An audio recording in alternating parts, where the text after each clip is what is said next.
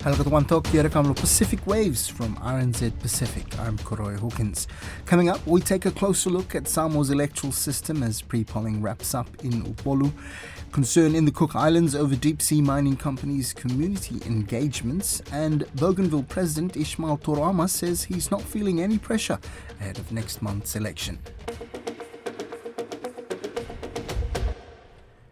With pre-polling in Samoa now over, more than 500 police officers are gearing up to support election officials in the main polls later this week. Wednesday's pre-polling gave those unable to cast their ballots on election day the chance to vote early.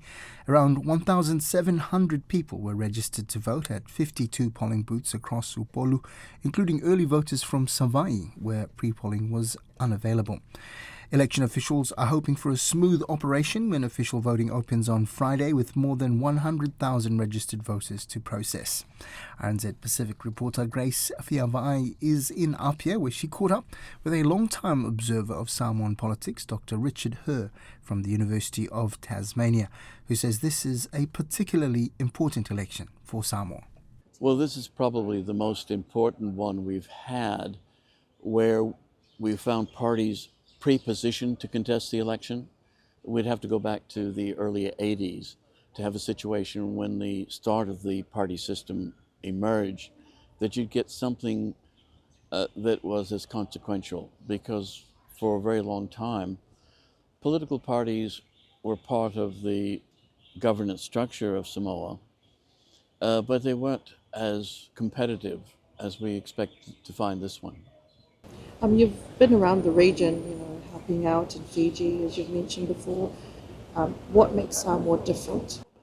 Well, certainly Samoa is different in not so much in things like the importance of traditional or communal political structures, because those are important in all of the region, one way or another. But of course, it's recognized here in the Constitution and in law, and as is to a certain extent in some of the other countries. But it's more that here the elections have generally been very open, very fair, and rarely contested. Individual results are contested, and those contesting of individual results, as we saw in 2021, had an enormous effect on the final outcome of who formed government, and indeed how we interpreted some of the elements of the Constitution and the implications therefrom. So people like me haven't really been part of the integrity process for elections here in the way international observer corps have been in other elections in the region, where it's been very important to have the integrity of the election process be recognized both internationally and domestically. You've been doing this since 1972? I've been visiting Samoa since 1972, yes. And so how would you explain the political system? You'd have to say that for someone immersed in a liberal democratic process, they would find it jarring, and it has been for Samoa. And we continue to find that challenge between the Matai system, the Samoa system of recognizing community values and the chiefly structure as an issue. And in 1991, of course, they had to change the electoral system to allow universal franchise, simply because the traditional system couldn't stand the weight of trying to make it fit in with the demands for a more externally visible democratic system. So it is difficult to say. I guess the simplest thing is people may not like that only chiefs can stand for public office, parliamentary office. But it's what the people of Samoa have voted for. They voted for it when the UN forced them to have a referendum to say that they approved of the constitution that recognized the chiefly system. The people of Samoa reinforced it when they decided that universal franchise didn't mean a universal right to stand for office. That has to be accepted. But it does create rigidities in the system that are sometimes awkward even for Samoans. And a reminder from the Electoral Commissioner, Toleafua Tuiafilolo Alexander Stanley, to voters heading to the polls in Samoa on Friday that voting is compulsory, so make sure you get there on time, as those who are registered and don't vote will face penalties. There are concerns in the Cook Islands that deep-sea mining companies, public engagements and sponsored community initiatives are being used to try and sway public opinion in favour of the emerging industry. The Cook Islands is 3.5 years into its exploration phase, where companies explore the possibility of mining, including investigating potential environmental impacts. Caleb Fotheringham has more. Deep-sea mining company Moana Minerals in June conducted a series of community meetings in the outer islands to inform people about their business. But the president of environmental group Te Pukerea Society, June Hosking, does not think this should be allowed. Instead, she thinks public consultation should be the job of the Seabed Minerals Authority, the government regulator. Our Seabed Minerals Authority is supposedly our sort of government-neutral body that should be thinking about our people and thinking about the environment and thinking about the economy and trying to balance all of that, right? She says companies want to mine and they want to do it as soon as possible. They only have one agenda. They literally have one thing they want to do here, and that's make money, right? There's nothing hidden there. Moana Minerals CEO Hans Smit says they should be consulting alongside the authority, as it will be the companies that ask the public for permission to mine, not the government. Why should they be the only ones who engage with the public? At the end of the day, the people who are going to be asking the community for permission is us, not the Seabed Authority. The other thing is that the Seabed Authority cannot speak on our behalf. They have to remain impartial, and they are the regulator. Mr. Smith says community engagement is to keep people up to date with what's going on in the sector. We weren't there to sway people. We are there to inform people. We are there to share with them information, details, and specifics about our project, our goals, and our objectives. Edward Herman with Cook Islands Seabed Minerals Authority says companies' public consultations are not being monitored. At the moment, we haven't seen anything that's false or misleading. Our companies, like any company, here in the Cook Islands, all of our foreign-based companies, they all do promotional work. I don't think we have any agencies out there regulating people's promotional messaging narratives. So it is something we'll have to tread carefully around. Companies have also been sponsoring community initiatives, which Ms. Hosking claims is charity being used to sway public perception. And one such initiative, CIC Ocean Resources, financially backed a children's book called Mirio and the Hidden Treasure. I know of a treasure. It's ancient and old, a treasure of marvels and wonders untold. That's a line from the book referring to polymetallic nodules. Its author, Joanna Finch, says the goal of the book was to introduce the concept of nodules, the potato-sized rocks sitting kilometres deep on the seabed that might be mined. What the nodules are and where they're located, and that they are a valuable thing.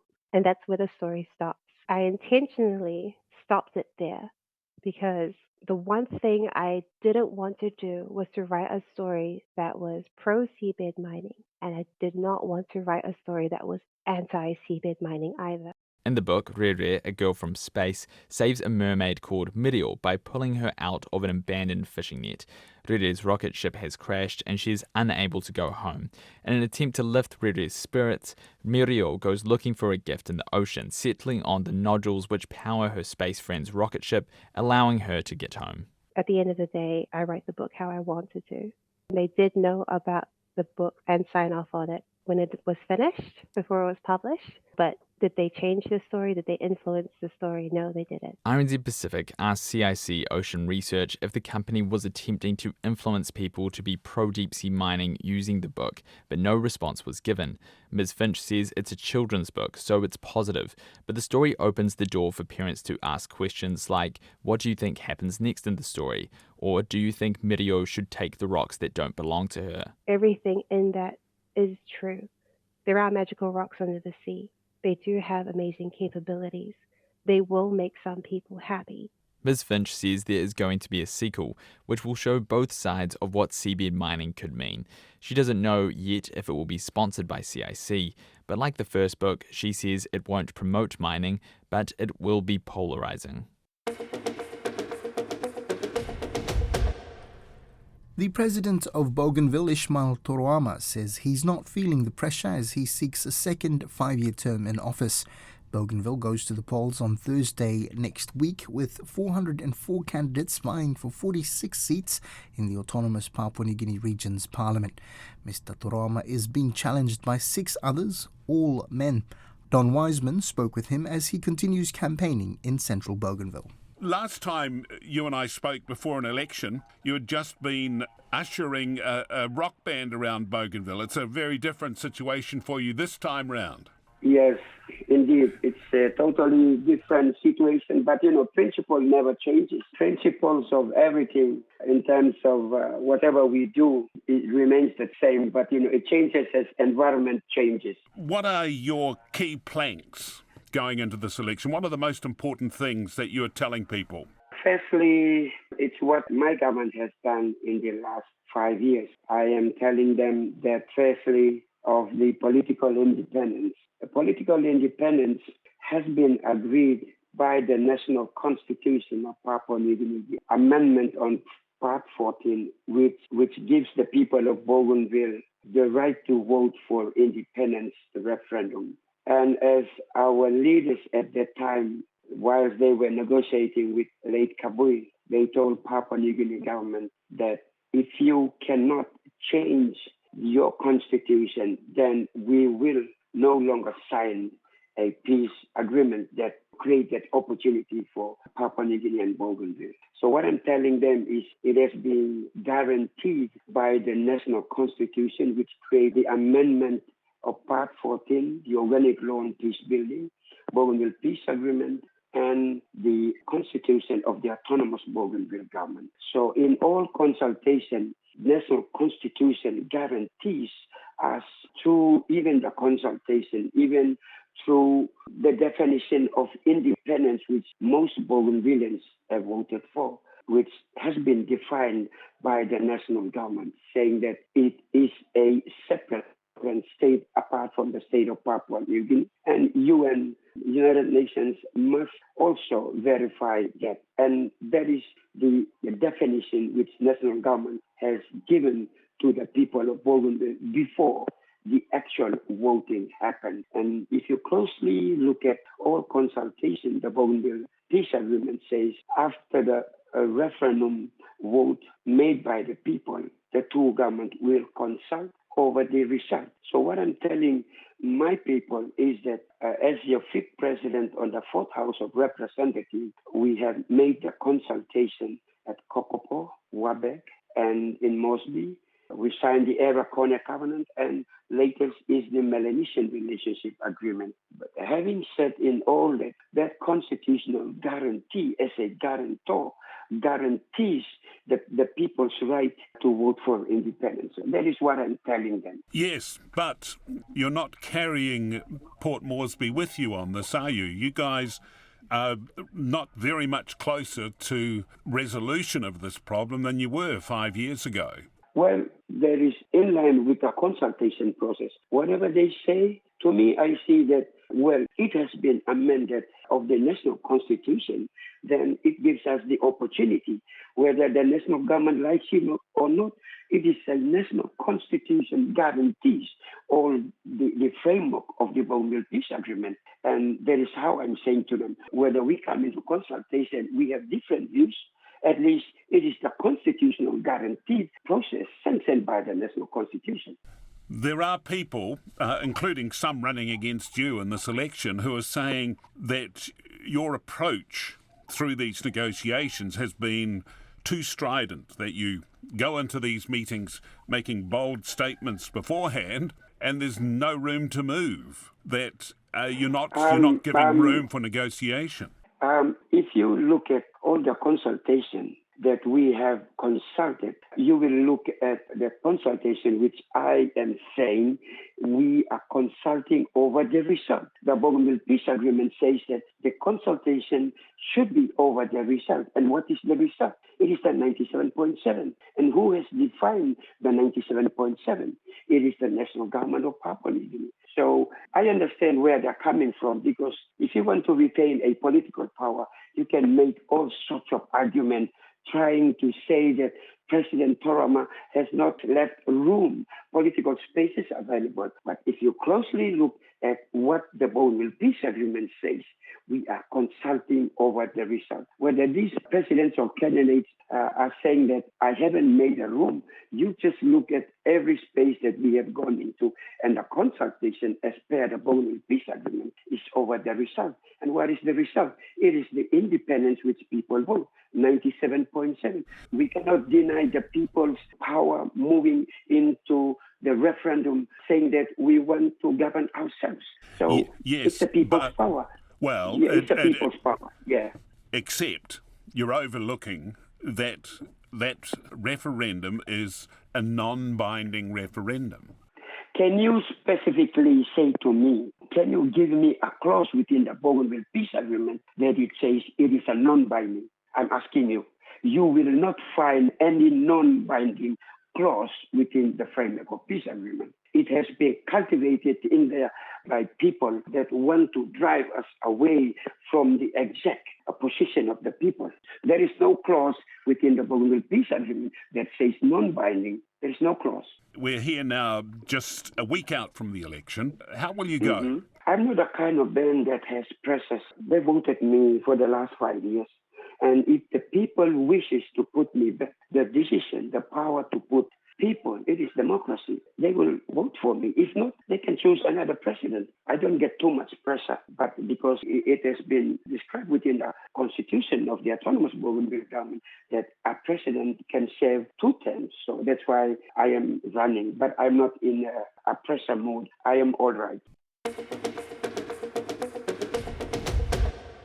And finishing up with some sport, Manusina Samoa's Kayla Marita Porilane is not the only one in her family playing at the Women's Rugby World Cup in England. Her sister Risi is also there in another team's colours. Christina Persico reports. Kayla Marita Porilane played at centre in Manusina's opening loss to Australia, while her sister, Risa Liana, came off the bench for the defending champion Black Ferns' win against Spain. The pair were born in Australia, but grew up in Aotearoa. Risa Liana has won 2 Sevens Olympic gold medals for New Zealand. Kayla Marita Porilane says it's nice for them to be able to represent both sides of their heritage. I think it's very special. I have mentioned a few times now that I am very blessed and fortunate to be able to debut alongside my sister who is playing for New Zealand. I just think it's really special that I get to debut and we get to honour both sides of our family. So our Māori heritage, Indigenous for New Zealand and Samoa.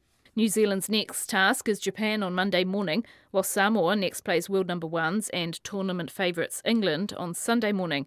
England had won 57 of their last 58 games coming into the tournament. The Red Roses last faced Samoa in 2014 and won that game 65 points to 3. Coach John Mitchell says he does not know a lot about the Manusina side. The unexpected is dangerous, isn't it? I think I've only seen two performances on tape, and some of the tape is a little bit questionable. So I haven't got too much on them.